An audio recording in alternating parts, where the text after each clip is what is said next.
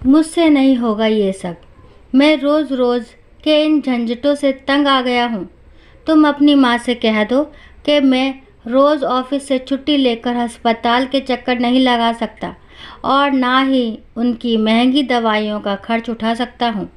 राजेश ने निधि पर चिल्लाते हुए कहा और तेजी से ऑफिस के लिए निकल गया। निधि की आंखों में आंसू आ गए। वह सोचने लगी, क्या मेरी माँ राजेश की कुछ नहीं लगती?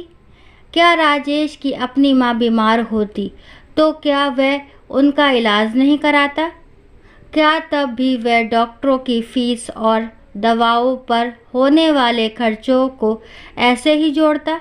जब मैं अपनी सास को अपनी माँ जैसा आदर दे सकती हूँ, उन्हें अपनी माँ जैसा समझ सकती हूँ, तो राजेश क्यों नहीं ऐसा कर पाता? मेरी माँ का मेरे सिवाय है ही कौन? क्या शादी के 10 सालों बाद भी ये घर मेरा नहीं है जिसमें मैं अपनी मर्जी से अपनी माँ को रख सकूं? निधि अपने माता पिता की इकलौती संतान थी।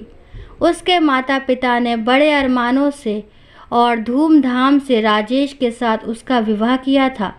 निधि के पिता की छोटी सी मिठाइयों की दुकान थी। शादी के बाद निधि अपनी दुनिया में बहुत खुश थी। उसे भरा पूरा ससुराल मिला था। देवर और ननद ने उसके भाई और बहन की कमी को पूरा कर दिया था। पलाश के जन्म के बाद तो उसकी खुशियां दूनी हो गई थी। पर सदा समय एक सा कहाँ रहता है। लगभग 6 महीने पहले अचानक ही निधि के पिता की मृत्यु दिल का दौरा पड़ने से हो गई। पिता की मृत्यु के पश्चात निधि की माँ बिल्कुल अकेली पड़ गई थी। उसके पिता की दुकान भी निधि के चचेरे भाइयों ने मिलकर हड़प ली थी। पूरी तरह बेसहारा हो चुकी माँ को निधि अपने साथ ले आई थी। उनकी तबीयत भी ठीक नहीं रहती।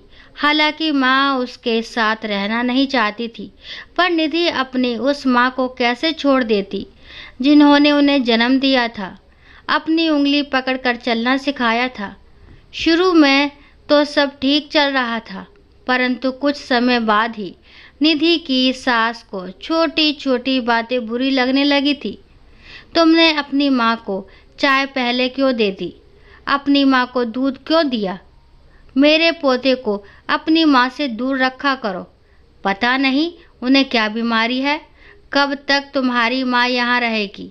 उन्हें किसी वृद्धाश्रम में क्यों नहीं डाल देती? कब तक वे मेरे बेटे के पैसों पर ऐश करेंगी? इत्यादि इत्यादि। निधि खून का कड़वा घूंट पीकर रह जाती, पर उसे कोई उपाय न सूझता। राजेश भी उसकी कोई बात न सुनता और अपनी माँ की ही हाँ में हाँ मिलाता। अब राजेश भी उससे खिजा खिजा ही रहता। आज भी राजेश ने कितनी बड़ी बात कह दी थी। निधि को कोई रास्ता नहीं सूझ रहा था। क्या करे वह?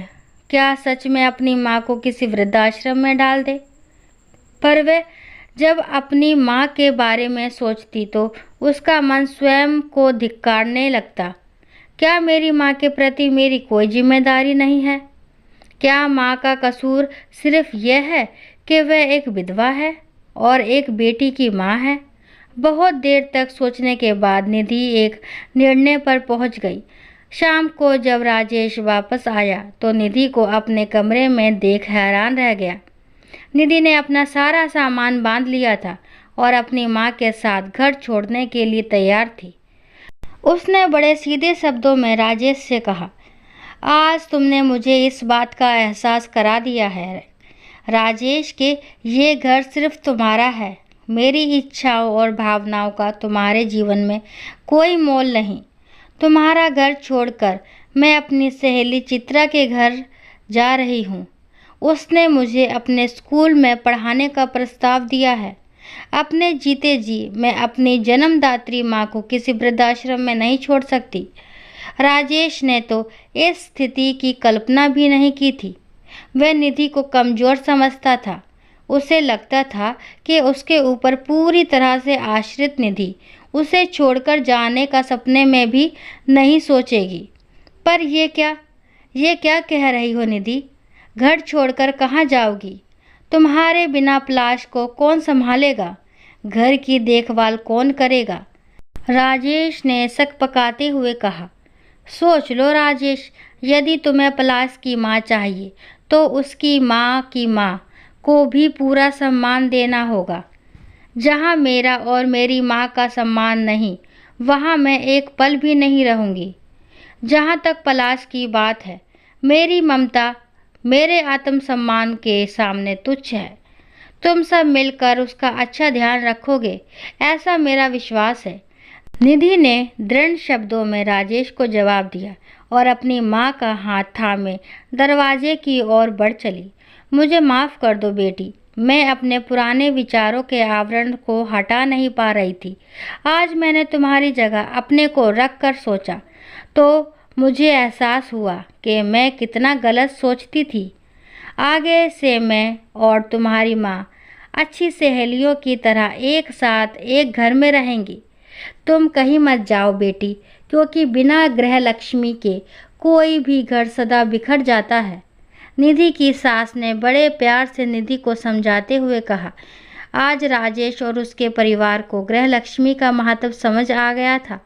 दोस्तों, आशा करती हूँ ये कहानी आपको पसंद आई होगी। अगर कहानी पसंद आती है तो प्लीज़ मेरे चैनल को लाइक, शेयर और सब्सक्राइब करे बिना ना जाएं। और इस कहानी के बारे में आपके क्या विचार है कमेंट बॉक्स में ज़रूर बताएं। कहानी को पूरा सुनने के लिए राम राम, राधे राधे और थैंक यू।